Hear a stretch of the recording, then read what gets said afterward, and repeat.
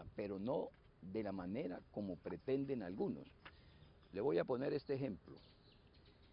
En el caso de Yidis Medina, cuando se cometió el cohecho, solamente fue castigada Yidis Medina cuando todo el mundo sabe que el cohecho se comete entre dos.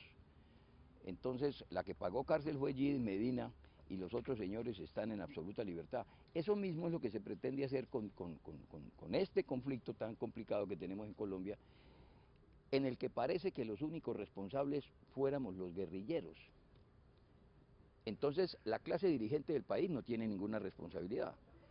Los empresarios palmeros que patrocinaron paramilitares en Urabá, Drummond, Chiquita Banana, los señores de Azocaña en el Valle, esos no van a pagar cuando existen pruebas suficientes de que ellos patrocinaron grupos paramilitares en el Valle. Personalmente me tocó enfrentar la horda paramilitar en el Valle del Cauca y tenemos pruebas. Eso lo conocen los campesinos de Santa Lucía, los de Buga, los de Tuluá, que sufrieron masacres de los paramilitares y fueron financiados.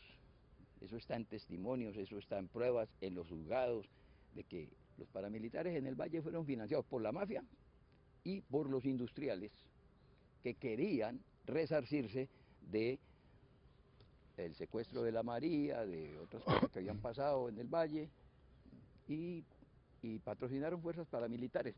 Entonces, desde ese punto de vista, ellos no van a responder.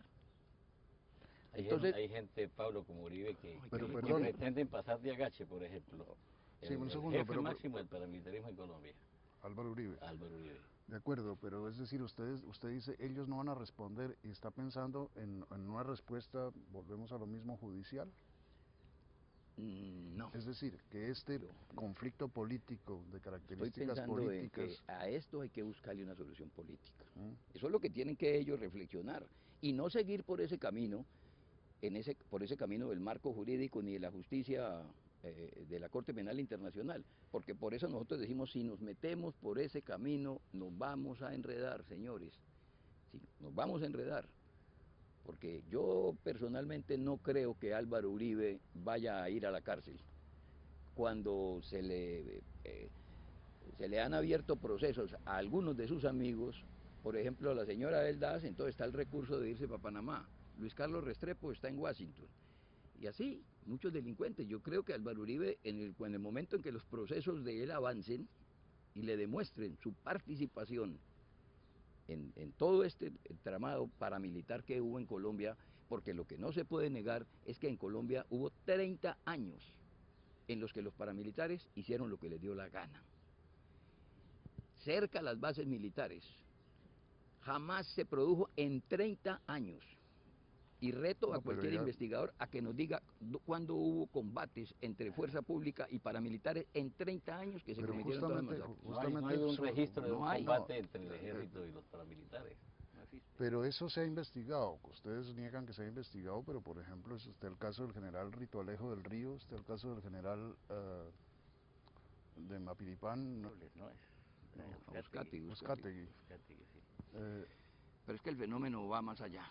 El fenómeno es mucho más grave, de lo que se ha... ¿Ustedes creen que es un fenómeno institucional? Durante 30 años sí, fue institucional. No, la alianza entre el paramilitarismo... Que el paramilitarismo es una estrategia contra adoptada por el Estado colombiano, ¿no? Para lavarse las manos, para no tener ninguna responsabilidad jurídica a futuro. Y entonces para eso se inventaron a los paramilitares. Y ahí hay documentos que seguramente deben salir en la mesa de discusión cuando abordemos ese tema, ¿no?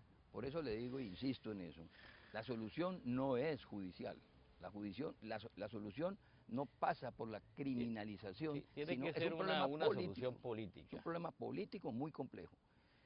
Y todos tenemos que tener el valor de asumir esa responsabilidad. Las clases dirigentes de este país tienen que asumir esa responsabilidad. Para volver a lo que decía Pablo hace un momento, el Estado sí no puede ser juez ni parte, ¿no? Porque eso sería una tremenda injusticia, pero vuelvo a preguntarle ahora, entonces vamos a buscar una manera, vamos a entendernos entre los colombianos. Aquí esa es la lo que propuesta nosotros pedimos es que la gente participe, que el país nacional, sus organizaciones sociales y políticas participen para analizar este problema. Y seguramente se está imaginando, Antonio, que voy a hablar de la constituyente. Sí. Pues ese puede ser un camino.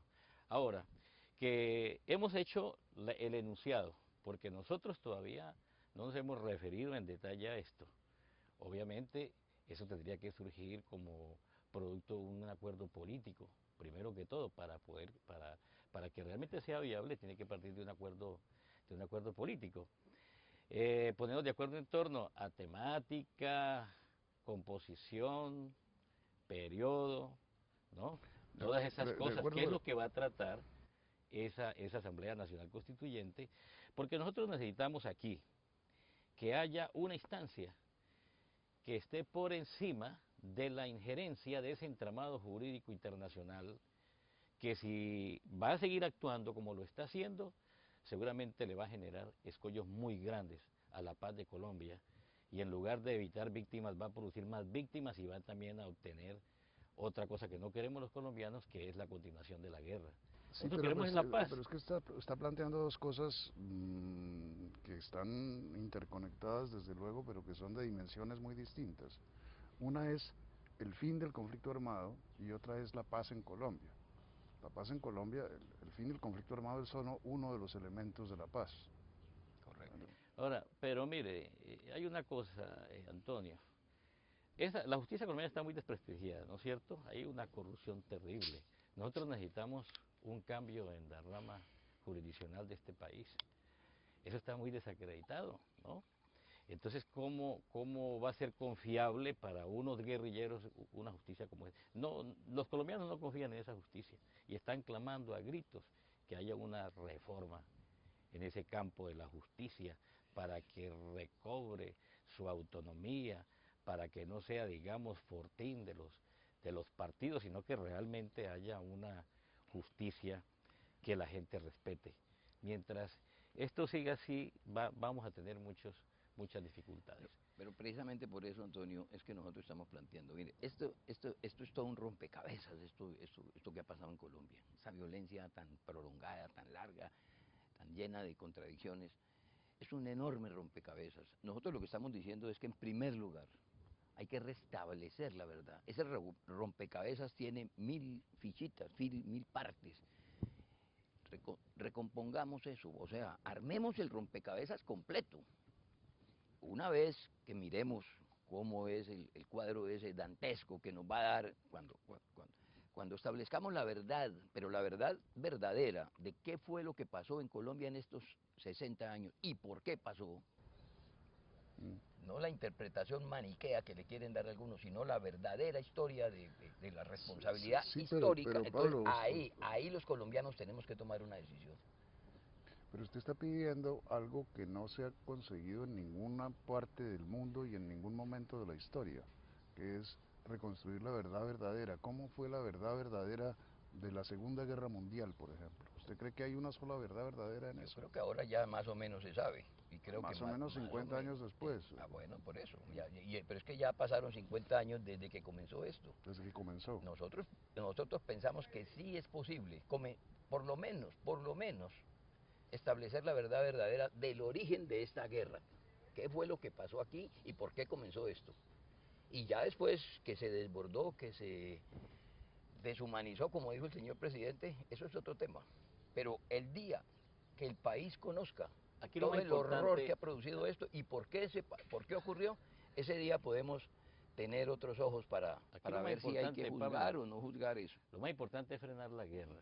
Y tenemos que los colombianos desplegar inventiva para ver qué fórmulas encontramos para afrontar este tema de la justicia que usted está comentando. Dejemos eso para dentro de 2 minutos. Ujú.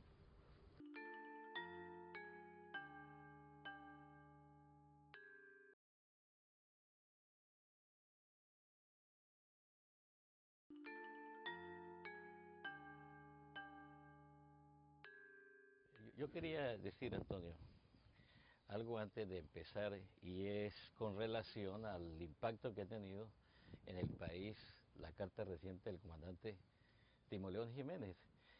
prácticamente han armado una tempestad en un vaso de agua, atribuyéndole a Timoleón alcances que él nunca pretendió, como por ejemplo que estamos haciendo amenazas. No estamos haciendo ningún tipo de amenazas, en primer lugar.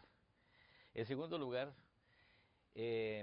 queremos darle satisfacciones al país, de informar algunas cosas que no se informan, que el país tiene que conocerlas sobre la construcción de este acuerdo de paz. Los informes han sido muy incompletos. Realmente los informes dicen muy poco.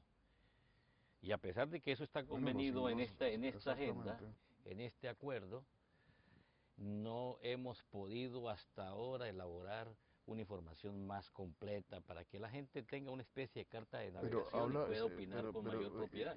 Iván, dice la información conjunta que están dando ustedes, sí. o la información que están dando ustedes por otra parte. La información conjunta no es suficiente. Tenemos que desengranarnos y hablar más, porque nosotros necesitamos que la gente apoye este proceso. Sabemos que el pueblo colombiano mayoritariamente quiere la paz. Deseamos que el pueblo colombiano participe con sus ideas, con sus iniciativas, que no se le pongan trabas a la participación ciudadana, que no se pretenda judicializar a la gente que viene acá a La Habana a hablar con nosotros con el cuento de que la guerrilla es todavía una organización ilegal. Pero ¿cómo se pretende que construyamos la paz si no se permite que